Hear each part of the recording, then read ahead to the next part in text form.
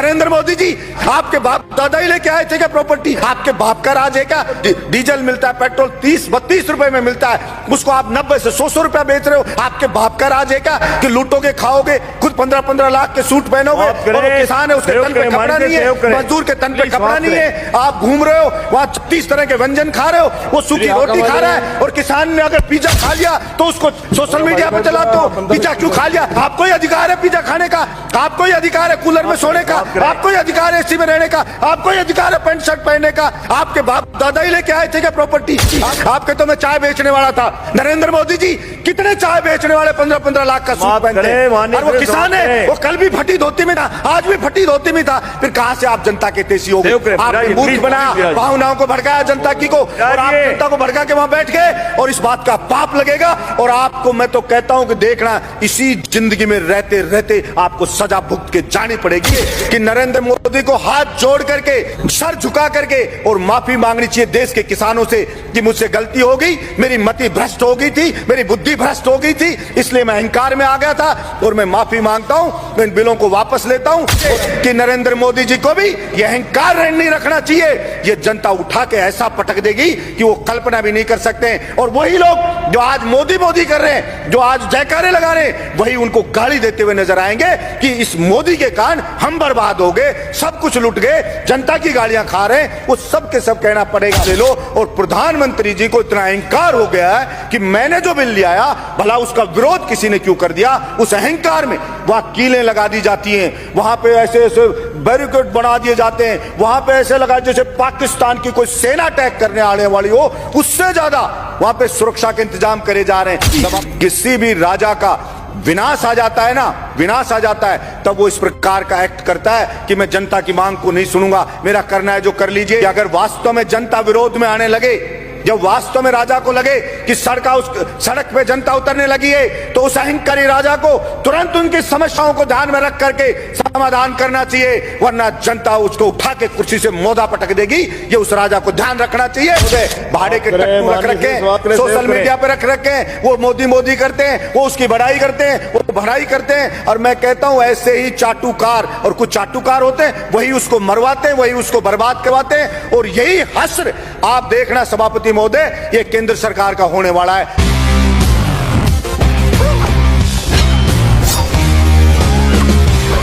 इसके साथ ही सभापति महोदय, मैंने पहले भी मांग की और आज भी सरकार से मांग कर रहा हूं, आखिर बोलेगा कि राजस्थान हमारा ये किसान है जो पानी से बहुत परेशान है, हमारा बहुत सा क्षेत्र डार्क जोन में।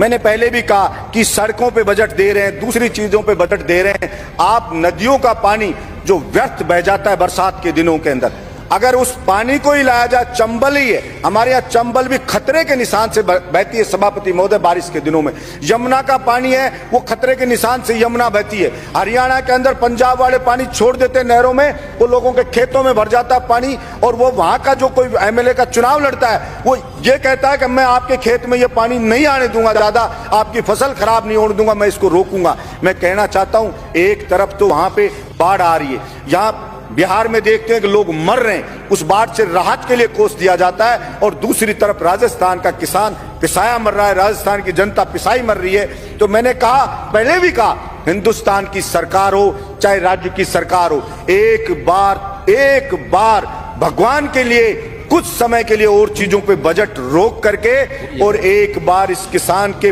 पानी के लिए आप बजट दे दो, और किसान के खेत तक इस पानी को पहुंचा दो, फिर इस देश की तरक्की किसान ही कर देगा। और जो किसान के बेटे हैं, बेरोजगार हैं, उनको आप रोजगार दे दो, किसान की फसल को खरीद लो, किसान को सस्ते दाम पे डीजल दे दो, किसान को बिजली मुफ्त दे दो, गरीब को बिजली मुफ्त दे दो, तो वो जब वो खुशहाल हो जाएगा सभापति महोदय, किसान खुशहाल हो जाएगा, मजदूर खुशहाल हो जाएगा, तो फिर अपने आप ही देश खुशहाल हो जाएगा। लेकिन यहाँ पता नहीं, मैं समझता हूं देश को खुश करने का मतलब सरकारें क्या समझती हैं। देश जो बना है वो यहाँ पे रहने वाले लोगों से सभापति महोदय देश बना है। अगर वहां के लोग खुश नहीं है, अगर वहां के लोग संतुष्ट नहीं है, तो वो देश पर कैसे खुशहाल हो सकता है? सिर्फ झूठे नारे लगाने से, झूठी बातें करने से कोई देश खुश नहीं हो जाता। सभापति महोदय, किसान पढ़े, अलग अलग बॉर्डर पे पढ़े, 2 मिनट में कर रहा हूं सभापति महोदय, अलग अलग बॉर्डर पे पढ़े, बच्चे उनके बैठे हैं, महिलाएं वहां पे बैठी हैं, विनती कर रहे हैं बेचारे कि साहब ये 3 जो बिल लाई है केंद्र सरकार, इससे हम बर्बाद हो जाएंगे, हमारी मंडियां बर्बाद हो जाएगी। प्रधानमंत्री जी इन तीनों बिल को वापस ले लो। और प्रधानमंत्री जी को इतना अहंकार हो गया है कि मैंने जो बिल लिया भला उसका विरोध किसी ने क्यों कर दिया। उस अहंकार में वहां कीलें लगा दी जाती हैं, वहां पे ऐसे ऐसे बैरिकेड बना दिए जाते हैं, वहां पे ऐसे लगा जैसे पाकिस्तान की कोई सेना अटैक करने आने वाली हो, उससे ज्यादा वहां पे सुरक्षा के इंतजाम करे जा रहे हैं। सभापति महोदय, मैं ये कहना चाहता हूं, विनाश काले विपरीत बुद्धि।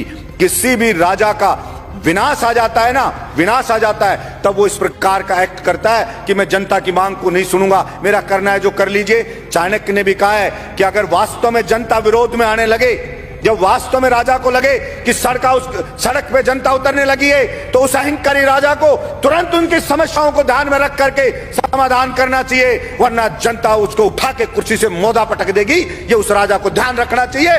मैं कहना चाहता हूं मेरे इस सदन से कि नरेंद्र मोदी जी को भी ये अहंकार नहीं रखना चाहिए। ये जनता उठा के ऐसा पटक देगी कि वो कल्पना भी नहीं कर सकते। और वही लोग जो आज मोदी मोदी कर रहे हैं, जो आज जयकारे लगा रहे हैं, वही उनको गाली देते हुए नजर आएंगे कि इस मोदी के कारण हम बर्बाद हो गए, सब कुछ लुट गए, जनता की गालियां खा रहे हैं। वो सब के सब कहना पड़ेगा।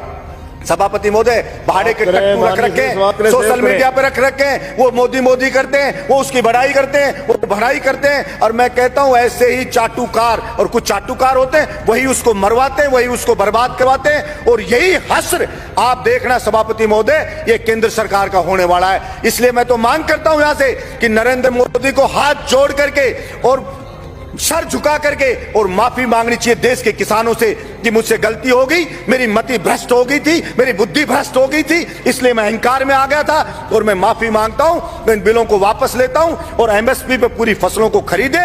और जो डीजल पेट्रोल पे टैक्स लगा रखा है दुनिया भर का, सभापति महोदय, जो डीजल मिलता है, पेट्रोल 30-32 रुपए में मिलता है, उसको आप 90 से 100 रुपया बेच रहे हो। आपके बाप का राज है क्या कि लूटोगे, खाओगे, खुद 15-15 लाख के सूट पहनोगे, और किसान है उसके तन पे कपड़ा नहीं है, मजदूर के तन पे कपड़ा नहीं है, आप घूम रहे हो वहां 36 तरह के व्यंजन खा रहे हो, वो सूखी रोटी खा रहा है। और किसान ने अगर पिज्जा खा लिया तो उसको सोशल मीडिया पे चलाते हो, पिज्जा क्यों खा लिया? क्योंकि भाई आपको ही अधिकार है पिज्जा खाने का, आपको ही अधिकार है कूलर में सोने का, आपको ही अधिकार है एसी में रहने का, आपको ही अधिकार है पैंट शर्ट पहनने का। आपके बाप दादा ही लेके आए थे क्या प्रॉपर्टी? आपके तो मैं चाय बेचने वाला था।